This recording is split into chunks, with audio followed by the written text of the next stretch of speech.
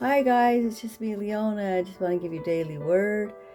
Today we're going to be talking about Psalms 23 in the Bible, where it talks about the Lord is my shepherd.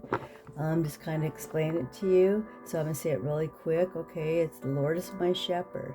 That means the Lord is our shepherd. That we're like his sheep, and whenever one tries to get away or they go the wrong way, he just grabs them back. He pulls them back to him with the staff, just brings his kids back. Okay, so Lord is my shepherd. I have everything I need.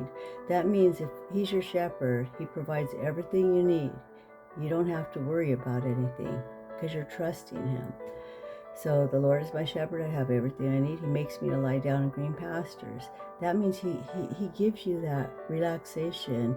To me, it reminds me of like just being in a big green field, laying there and just looking up at the sky, knowing that God's in control. He makes me lie down in green pastures. He leads me beside the still waters. That reminds me of just like a nice waterfall coming down, and you're just sitting there and just relaxing. He leads us beside the still waters. He leads us down the path of righteousness. That means he leads us down the right path for his name's sake. He leads us down the right path, the way we're supposed to go. Okay? He leads us down the path of righteousness for his name's sake. Yea, though I walk through the valley, even if I walk through the valley of the shadow of death, even if I'm in a place where something's going to happen and I don't know, if my life's going to end, or I don't know what's going to happen. But even though I walk through the valley of the shadow of death, I will not be afraid. I will not be afraid because he's with me. His rod, his staff, they comfort me. He goes to prepare a table before us in the presence of our enemies. He anoints our head with oil. Our cup runneth over. Surely his goodness and mercy shall be with us all the days of our lives, and we will dwell in the house of the Lord forevermore.